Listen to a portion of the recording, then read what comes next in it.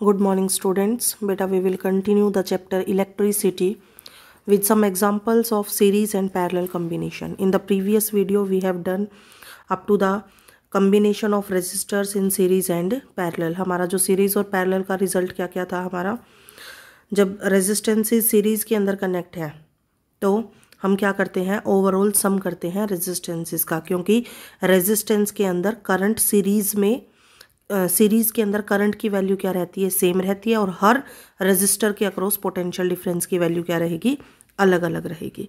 फिर हमने किया था पैरेलल कॉम्बिनेशन। पैरेलल कॉम्बिनेशन के अंदर क्या था कि दो टर्मिनल्स के बीच में पोटेंशियल डिफरेंस की वैल्यू तो सेम थी, लेकिन हर एक रेजिस्टर के लिए जो हमारा करंट है वो क्या था, डिफरेंट था। For each resistor the value of current is different, but in the complete circuit the current I will flow.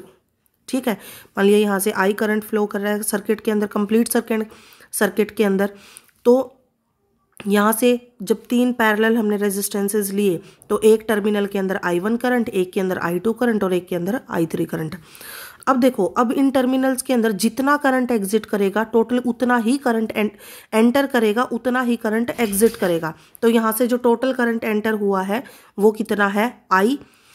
तो ये I किसके इक्वल होगा, हमारा I1 plus I2 plus I3 के इक्वल। ठीक है, now we will do some examples of the series and parallel combination. हमने क्या किया, जो क्वेश्चन है हमारा, एक सर्किट डायग्राम दिया हुआ है यहाँ पर, this is the circuit diagram. Okay, इसके अंदर हमें तीन रेजिस्टर्स दिए हैं, R1, R2 and R3, and these are connected in parallel. Parallel combination है ये हमारा।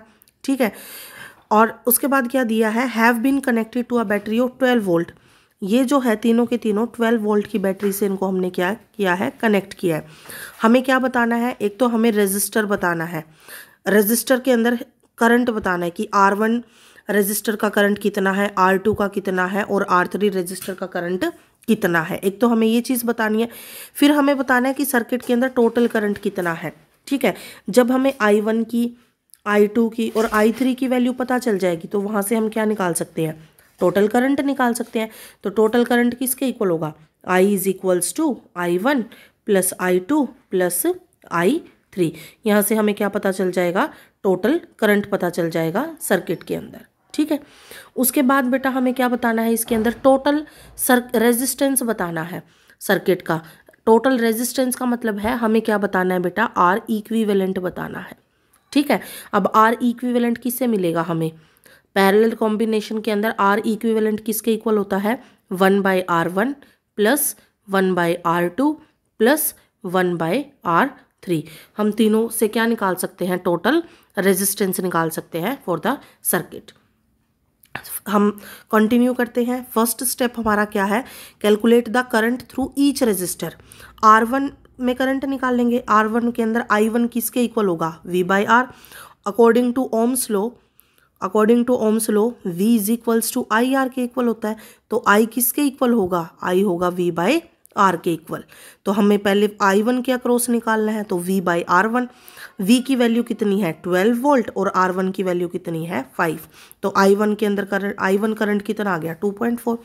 उसी तरीके से हम I2 निकाल देंगे, I3 निकाल देंगे। सेकंड जो हमारा स्टेप है वो क्या है, हमें क्या बताना है, इसके अंदर टोटल करंट बताना है सर्किट के अंदर। हमारे पास I1 की वैल्यू है, I2 की वैल्यू है और I3 की वैल्यू है। हम इनको सबको ऐड करके हमारे पास क्या आ जाएगा, ऐड करके क्या आ जाएगा, हमारे पास टोटल करंट आ जाएगा सर्किट के अंदर। I is equals to I1 plus I2 plus I3। फिर हमें क्या बताना है, टोटल रेजिस्टेंस बताना है। तो टोटल रेजिस्टेंस के लिए मैंने क्या कहा था, 1/R1 plus 1/R2 plus 1/R3। तो हम तीनों को ऐड कर देंगे, उनके रेसिप्रोकल्स को ऐड करेंगे, वहाँ से हमारे पास किसकी वैल्यू आ जाएगी, R इक्विवेलेंट की। ठीक है, उसी तरीके से जो हमारा जो नेक्स्ट क्वेश्चन है बेटा, नेक्स्ट क्वेश्चन के अंदर हमें क्या दिया हुआ है, हमें दिया है कि एक फिगर दी हुई है जिसमें हमें R1 R2 की वैल्यू दी है, R3 R4 और R5 की वैल्यू दी है। ठीक है, ये जो कनेक्शन है ये सीरीज के अंदर है। हमें एक तो टोटल रेजिस्टेंस बताना है सर्किट के अंदर, और टोटल करंट कितना फ्लो करेगा सर्किट के अंदर हमें ये बताना है। अब इस क्वेश्चन में भी सेम है बेटा, हमें बैटरी दी हुई है, 12 वोल्ट की बैटरी लगा रखी है। R1 R2 किस चीज में है, R1 एंड R2 किस में है, पैरेलल में, ठीक है। उसके बाद R3 R4 and R5, R3 R4 and R5 ये भी किस चीज में है, हमारे पास पैरेलल में है, ठीक है। और जो इनका नेट रिजल्टेंट है वो किस चीज में है, सीरीज में है। तो पहले हम क्या निकाल लेंगे, 1/RP निकालेंगे, R1 1/R1 plus 1/R2 plus 1/R3 से, ठीक है। तो यहाँ से हमारे पास क्या आ जाएगा, तीनों का रेजिस्टेंस आ जाएगा। उसके बाद हम क्या निकालेंगे, R डबल डैश निकालेंगे बेटा, ठीक है। 1/20 प्लस 1 कितना कितना दिया हुआ है, 20 30 एंड 60, 1/20 प्लस 1/30 प्लस 1/60। ये जो हमें चीज़ दी हुई है बेटा यहाँ पे कि 3 रेजिस्टेंसेज है, ये 3 रेजिस्टेंसेज नहीं है हमारे पास, ये कितने हैं, जो फर्स्ट जो कॉम्बिनेशन है उसमें है 2 रेजिस्टेंसेज R1 एंड R2। सो यहाँ से 1/10 प्लस 1/40 हमारे पास R इक्विवेलेंट आ जाएगा। उसी तरीके से हम क्या निकालेंगे, सेकेंड केस में निकालेंगे, R डबल डैश की वैल्यू निकालेंगे, ठीक है। R double dash this is, इसका जो रिजल्टेंट है वो R डैश, और इन तीनों का जो रिजल्टेंट है वो कितना है, R डबल डैश। तो नेट रेजिस्टेंस किसके इक्वल आएगा, R dash plus R double dash, क्योंकि उसके बाद ये दोनों किस चीज़ में कनेक्ट है, हमारे पास सीरीज में कनेक्ट है, ठीक है। तो यहाँ से निकाल दिया। उसके बाद हमें निकालना है टोटल करंट, निकालना है हमें सर्किट के अंदर। तो इस टोटल करंट की वैल्यू हम किस तरीके से निकाल सकते हैं, टोटल करंट के लिए हमें क्या निकालना होगा, V is equals to IR। तो हमारे पास I है, I is equals to V/R। तो यहाँ से 12/18 हमारे पास क्या आ जाएगा, टोटल सर्किट के अंदर कितना करंट फ्लो कर रहा है, ठीक है। नेक्स्ट जो टॉपिक है बेटा वो है हमारे पास heating effect of electric current. Heating effect of electric current क्या होता है बेटा, हमें पता है पोटेंशियल किसके इक्वल होता है, पोटेंशियल होता है work done per unit charge के इक्वल, ठीक है, work done per unit charge के इक्वल। तो यहाँ से work done per unit charge के इक्वल होता है, तो कितनी हीट प्रोड्यूस होगी, हीट क्या होता है, वर्क डन ही तो हमारी हीट होती है। तो W किसके इक्वल आ जाएगा, V इंटू में Q के इक्वल आ जाएगा। और ये Q किसके इक्वल होता है, सर्किट के अंदर कितना चार्ज फ्लो करा है पर यूनिट टाइम, तो W is equals to VIT के इक्वल। ये हमारे पास क्या आ जाएगा, वर्क डन या फिर heat produced during the in the circuit, ठीक है, VIT। अब देखो हमें पता है कि V जो है V is equals to IR के इक्वल होता है बेटा, ठीक है। तो I किसके इक्वल हो गया, V/R के इक्वल हो गया। तो इस I की वैल्यू V/R हम यहाँ इस इक्वेशन में पुट करते हैं।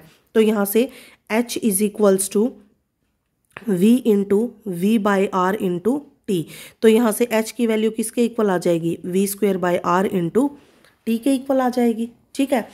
और एक बार अगर हम इस V की वैल्यू को IR पुट कर दें, इस V की वैल्यू को IR, तो H किसके इक्वल आ जाएगा, I²R T के equal. This is equals to I²R T।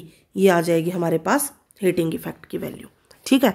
तो क्या क्या वैल्यूज आई हमारे पास हीटिंग इफेक्ट में, एक तो है H is equals to VIT, एक है I²R T, ठीक है, और एक कितना था V²/R इंटू T। ये तो है हमारी heat produce during the reaction या फिर वर्क डन। अगर हमें अब निकालनी है पावर, पावर किसके इक्वल होती है बेटा, वर्क अपॉन टाइम के इक्वल। पावर किसके इक्वल होती है, वर्क अपॉन टाइम। अब ये वर्क किसके इक्वल था, QV के इक्वल था अपॉन में T। अब हमें पता है Q किसके इक्वल होगी, I इंटू T के इक्वल। तो पावर कितनी आ जाएगी, VIT अपॉन T।